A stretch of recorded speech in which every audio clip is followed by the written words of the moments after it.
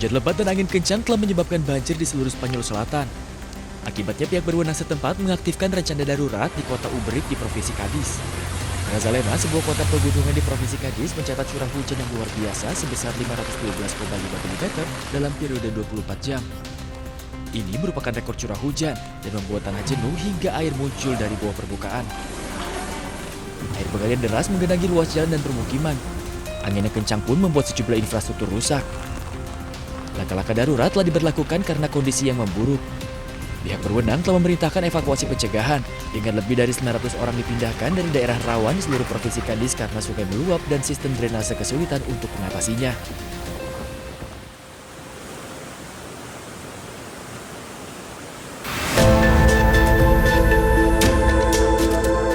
Sedikitnya 77 rumah dan toko hangus terbakar dalam serangan kekerasan yang dikaitkan dengan kelompok bersenjata Elite Democratic Forces atau EDF di wilayah Beni, Kivu Utara, Kongo.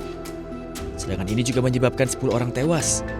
EDF menyerbu desa Mamove, membakar gudang kakao, lubung pribadi dan rumah-rumah, menyebabkan banyak keluarga kehilangan tempat tinggal dan mata pencaharian musiman mereka. Menurut laporan media, EDF kemudian melakukan penyergapan di Jalan Oicha Mamove, mencegat para pelancong, membakar sepeda motor, dan menewaskan warga sipil. Masyarakat menilai pemerintah mereka lalai dalam melindungi mereka dan lebih fokus ke sejumlah isu lainnya.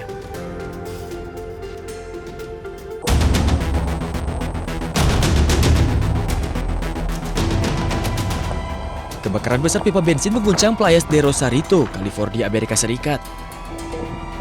Api berkobar hebat dengan kepulan asap hitam pekat yang menembus hingga permukiman, memaksa evakuasi darurat terhadap 50 warga. Petugas pemadam kebakaran berjuang untuk mengendalikan kebakaran sekunder. Perusahaan pemilik pipa bensin tersebut menyatakan bahwa kebakaran tersebut disebabkan oleh kebocoran bensin.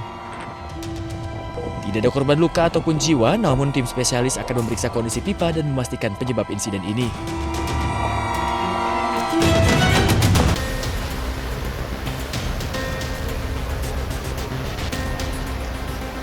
Hujan lebat dan angin kencang telah menyebabkan banjir di seluruh Spanyol Selatan. Akibatnya pihak berwenang setempat mengaktifkan rencana darurat di kota Ubrik di Provinsi Cadiz.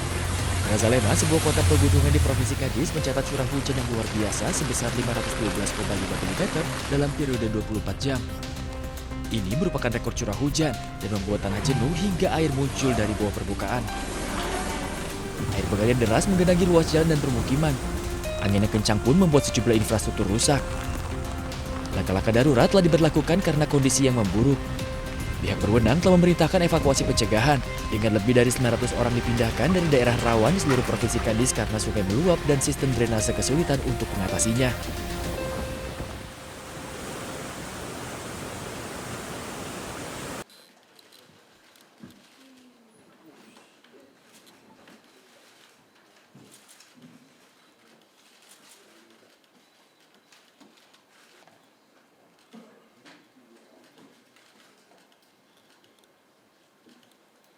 Barang bukti yang ditunjukkan yaitu berupa uang tunai dalam pecahan rupiah senilai 1,89 miliar.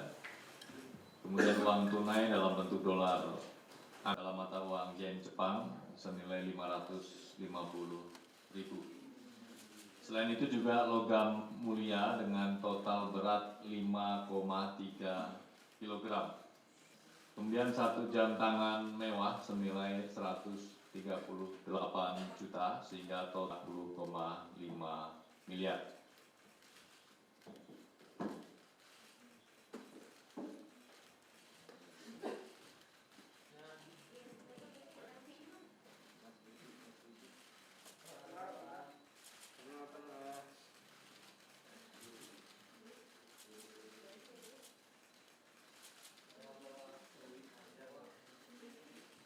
Memperhatikan kecukupan alat bukti, maka ditetapkan 6 orang sebagai tersangka, yaitu Saudara RZL, Direktur Penindakan dan Penyidikan Direktorat Jenderal Bea dan Cukai periode 2024-2026. Saudara SIS, selaku Kepala Subdirektorat Intelijen Penindakan dan Penyidikan Direktorat Jenderal Bea dan Cukai. Saudara ORL, selaku Kepala Seksi Intelijen Direktorat Jenderal Bea dan Cukai. Ini dari pihak DJBC-nya. Kemudian dari pihak PTBR-nya dari swastanya. Saudara JF selaku pemilik PTBR, kemudian saudara AND selaku ketua tim dokumen importasi PTBR, dan saudara DK selaku manajer operasional PTBR.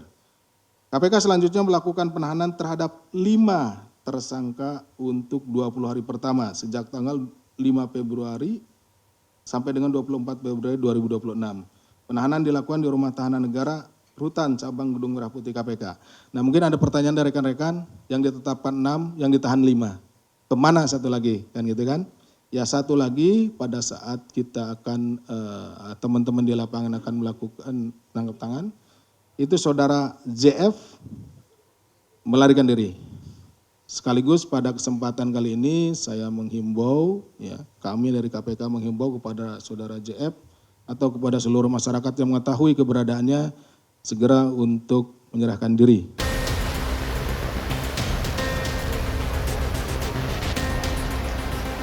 Hujan lebat dan angin kencang telah menyebabkan banjir di seluruh Spanyol Selatan. Akibatnya pihak berwenang setempat mengaktifkan rencana darurat di kota Ubric di Provinsi Cadiz. Grazalema, sebuah kota pegunungan di Provinsi Cadiz, mencatat curah hujan yang luar biasa sebesar 512,5 mm dalam periode 24 jam. Ini merupakan rekor curah hujan dan membuat tanah jenuh hingga air muncul dari bawah permukaan. Air mengalir deras menggenangi ruas jalan dan permukiman. Angin yang kencang pun membuat sejumlah infrastruktur rusak. Langkah-langkah darurat telah diberlakukan karena kondisi yang memburuk.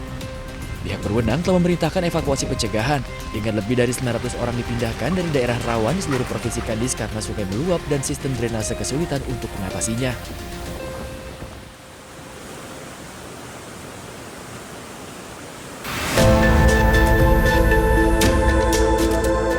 Sedikitnya 77 rumah dan toko hangus terbakar dalam serangan kekerasan yang dikaitkan dengan kelompok bersenjata Elite Democratic Forces atau EDF di wilayah Beni, Kivu Utara, Kongo. Serangan ini juga menyebabkan 10 orang tewas. EDF menyerbu desa Mamove, membakar gudang kakao, lubung pribadi dan rumah-rumah, menyebabkan banyak keluarga kehilangan tempat tinggal dan mata pencaharian musiman mereka. Menurut laporan media, EDF kemudian melakukan penyergapan di Jalan Oicha Mamove, mencegat para pelancong, membakar sepeda motor, dan menewaskan warga sipil. Masyarakat menilai pemerintah mereka lalai dalam melindungi mereka dan lebih fokus ke sejumlah isu lainnya.